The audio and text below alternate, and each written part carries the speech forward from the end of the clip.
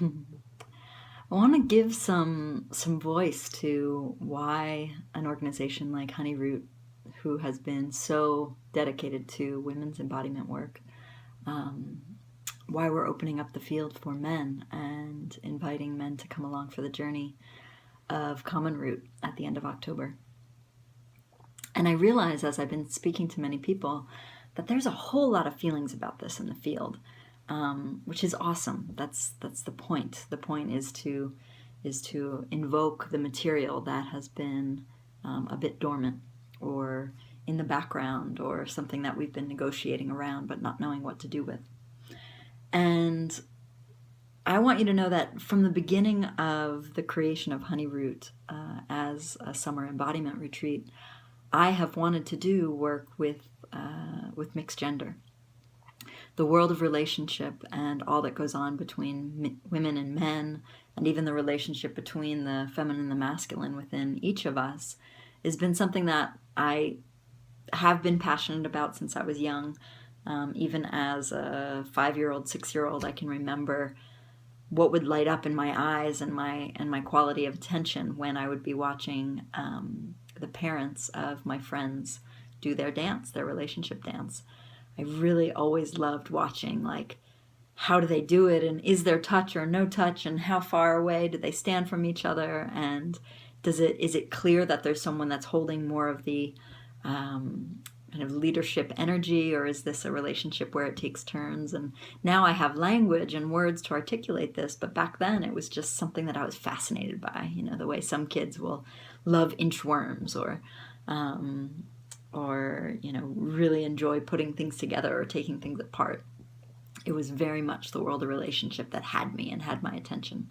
So ever since Honeyroot was put together, I have been looking forward to doing the relational work.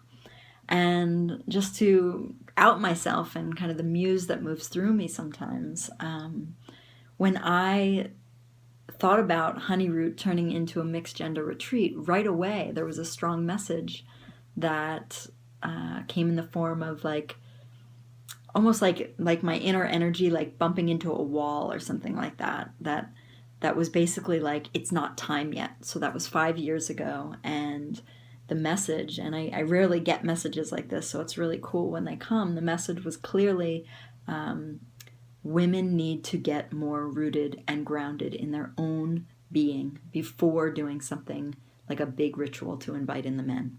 I've been at many rituals where women's fields have invited in men before, and I can say I've been incredibly surprised by how much it's been a norm that that women go into some sort of strategy when men come into the room.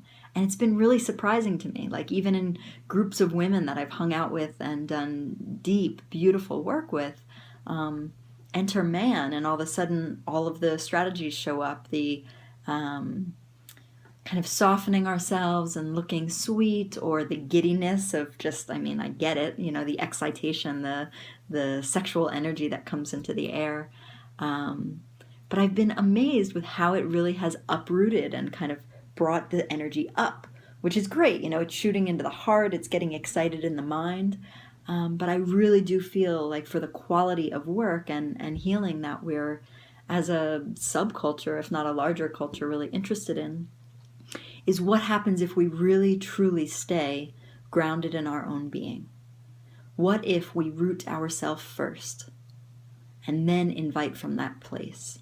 And so that's what I've been really interested in. And I am thrilled. The facilitators that have gotten on board and are ready to be involved in welcoming all of us into this body of work are fantastic. You know, they walk their walk. That's why the invitation has been extended to them. Or walk their talk, I guess we say. Walk their talk. They dance their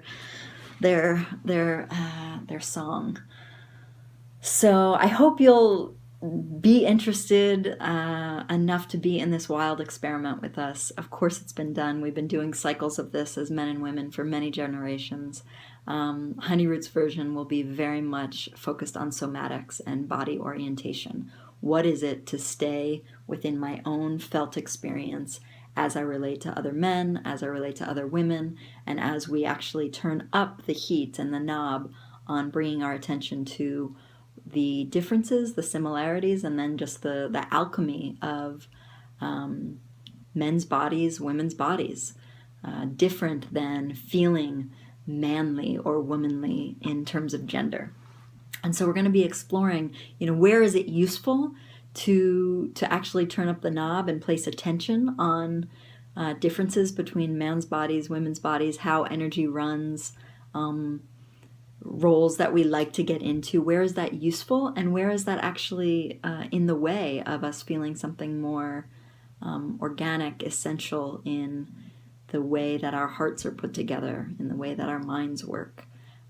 I do believe that there are things that we, even as we move into the world of gender fluidity, that there is something about the shapes that we are. There is something about, as a woman, having a portal, that opens down to the ground. There is something about having a male body when excited, becomes erect and points up.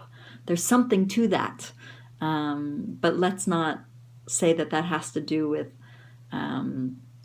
how we move as far as strong, more dense energy, or fluid, softer, more spacious energy.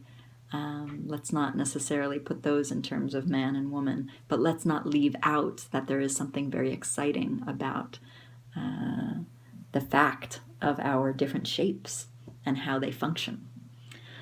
So I could talk about this till the end of time. This is one of my favorite topics, but we're going to be doing a lot of somatic exercises that are dance-focused, yogically focused, internal energy exercises, and then we're going to be doing some process where we're going into ritual space and setting up circles where men can be honest together about what it is to be in relation to each other and in relation to woman in their life, vice versa, where women will have an opportunity to drop in and really communicate from a womb space and a rooted space and an environment that is supported by other women, of what it's like to be in relation to a community that is focusing on the dance of woman and man as one of our top priorities.